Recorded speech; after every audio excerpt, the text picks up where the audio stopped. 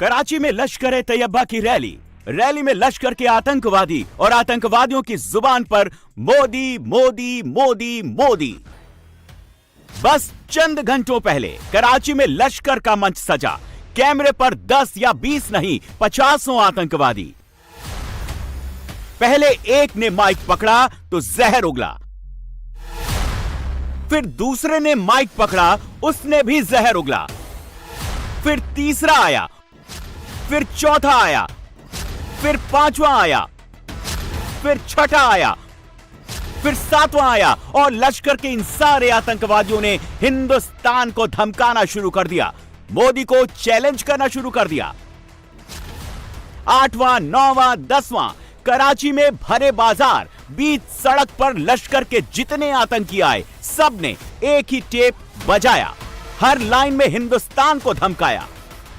वो वक्त आने वाला है, ये कहकर लश्कर का आतंकी कैमरे पर क्या इशारा दे रहा है, हम रुकेंगे नहीं, ये कहकर लश्कर का आतंकी क्या हिंदुस्तान पर एक और अटैक की स्क्रिप्ट पढ़ रहा है। कराची में खुल्लम खुल्ला ऐलान हुआ है, लश्कर-ए-तैयबा ने हिंदुस्तान पर अपने नेक्स्ट टेरर अटैक का हिंट कैमरे पर दिया है। यह हिंट लश्कर के पूरे कैडर के सामने दिया गया है। तो क्या श्रीनगर, बारामूला, अनंतनाग, जम्मू ये सब के सब लश्कर-तैयबा के हिट लिस्ट पर आ गए हैं? और क्या लश्कर को यह हिट लिस्ट मुनीर ने खुद बनाकर दी है? क्योंकि जिस वक्त कराची में लश्कर-ए-तैयबा के आतंकवादियों की रैली हो रही थी, उस वक्त मंच पर देख लीजिए पीछे कौन था। पीछे आतंकियों की स्पेशल फोर्स थी। सवाल है कि लश्कर-ए-तैयबा के आतंकवादी कराची प्रेस क्लब के बाहर खुद आए या इन्हें इकट्ठा करके लाया गया या इनसे भारत विरोधी टेप बजवाया गया। इसका जवाब यह है कि ये खुद नहीं आए, मुनीर के बुलावे पर आए। मुनीर ने ही इन आतंकियों को बिल से बाहर निकलवाया और भरे बाजार कराची में भारत विरोधी मंच सजवाया। मंच भी ऐसा वैसा नहीं, बाकायदा एक ट्रक लाया गया। ट्रक के ऊपर 2 बड़े बड़े लाउड स्पीकर लगाए गए। सामने पाकिस्तानी मीडिया को जमा किया गया। ट्रक के बीच में आतंकियों को खड़ा किया गया। ट्रक पर एक साइड में आतंकी बुरहान वानी की फोटो और दूसरी साइड में पाकिस्तान के आर्मी चीफ और फील्ड मार्शल असीम मुनीर के साथ पाकिस्तानी एयरफोर्स चीफ और नेवी चीफ की फोटो चिपकाई गई। ट्रक के नीचे लश्कर के आतंकियों को खड़ा करके उनके कपड़ों में माइक लगा के वीडियो रिकॉर्ड कराया गया और पीछे स्क्रीन पर वही पाकिस्तान के तीनों सेनाओं के चीफ वाला फ्रेम दिखाया गया। इसके बाद फुल प्रोटेक्शन में लश्कर के आतंकवादियों के इंटरव्यू कराए गए। पाकिस्तान के सारे बड़े न्यूज चैनल्स की माइक आईडी आप देख सकते हैं। और इस पूरे अरेंजमेंट में जिस एक किरदार ने सबसे अहम रोल प्ले किया वो इस वक्त आपकी स्क्रीन पर है। गौर से देखिए कैसे इस आतंकी के ठीक पीछे सिक्योरिटी वाली टोपी पहने मुनीर की स्पेशल फोर्स का जवान खड़ा है और सफेद टोपी में दिख रहा लश्कर का आतंकी जहर उगल रहा है। आप सोचेंगे कि लश्कर-ए-तैयबा का यह कौन सा सेट है जो पाकिस्तान के फील्ड मार्शल मुनीर का फेवरेट है। तो चलिए ये जान लीजिए, ये लश्कर-ए-तैयबा का आतंकी फैसल नदीम है जो लश्कर के पॉलिटिकल विंग पाकिस्तान मरकजी मुस्लिम लीग का वाइस प्रेसिडेंट है।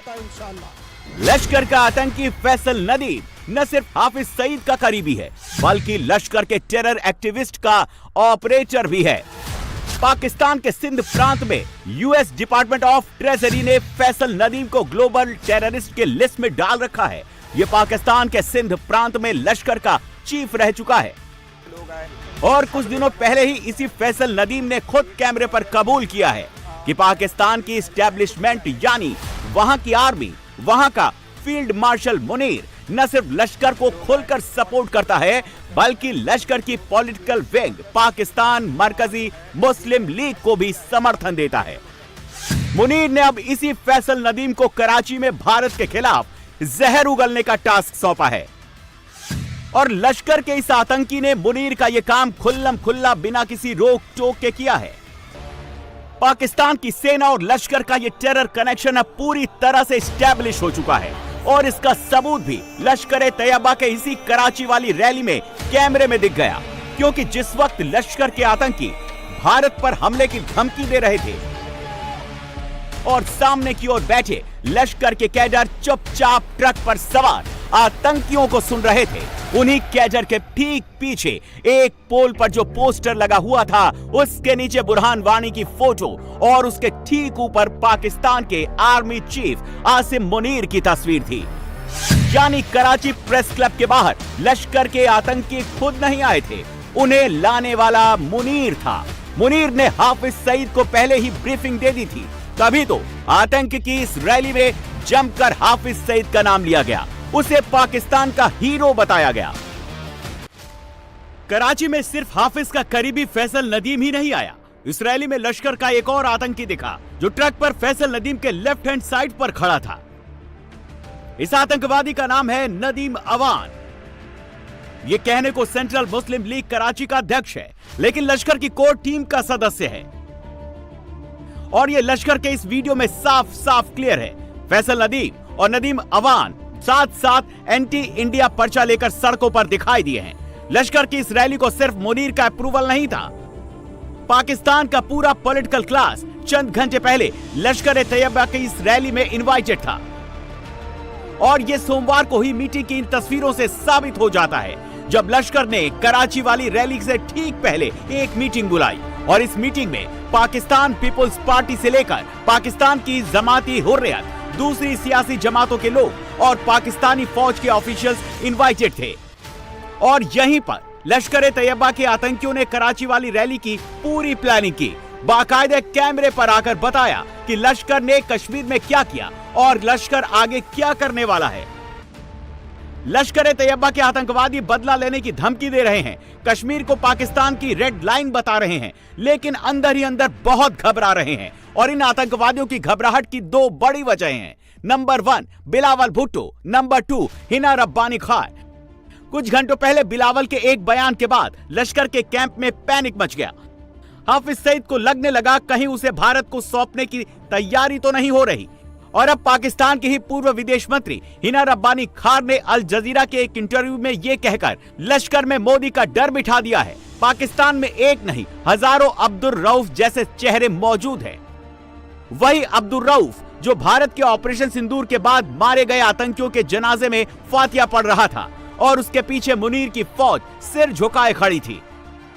यही पाकिस्तान का सच है। लश्कर का आतंकी कारी याकूब शेख पहले इस्लामाबाद में शहबाज सरकार के मंत्री से मिलता है, कुछ घंटों पहले लश्कर के कैंप में नजर आता है। कराची में लश्कर के आतंकी रोड शो निकालते हैं, रैलियां करते हैं, भारत को धमकाते हैं और ऐसा करके वो अपना ही नुकसान करते चले जा रहे हैं। पाकिस्तान अब खुद ब खुद हिंदुस्तान को मौका दे रहा है कि मोदी एक और ऑपरेशन सिंदूर का ऑर्डर जारी करे, लश्कर के आतंक का फुल एंड फाइनल हिसाब करे। और इसका फैसला मोदी ने कर लिया है। टेरर पर मोदी ने बड़ी लाइन खींच दी है। विदेश में खड़े होकर मुनीर को मोदी ने सीधी चेतावनी दी है। टेरर स्टेट पाकिस्तान का बैंड बजना तय है, ये पूरी तरह कंफर्म है। मोदी ये काम देश के बाहर रहकर भी कर रहे थे। FATF की लेटेस्ट रिपोर्ट ने पाकिस्तान को कटघरे में लाकर खड़ा कर दिया है। ऊपर से मोदी सरकार FATF को 3 चिट्ठियां भी भेज चुकी है, बता चुकी है कि पाकिस्तान को FATF की ग्रे लिस्ट में डालना क्यों जरूरी है। पाकिस्तान स्पॉन्सर्ड आतंक पर भारत के रुख में इसलिए भी वजन है क्योंकि अब खुद FATF ने अपनी रिपोर्ट में लश्कर-ए-तैयबा और जैश-ए-मोहम्मद जैसे आतंकवादी संगठनों को दुनिया के लिए खतरा बताया है। और कराची में खुल्लम खुल्ला लश्कर का कैंप लगने के बाद ग्लोबली भी पाकिस्तान का आतंकी चरित्र खोलकर दुनिया के सामने आ चुका है और इस्लामाबाद में अभी से भारत के हमले को लेकर पैनिक मचने लगा है।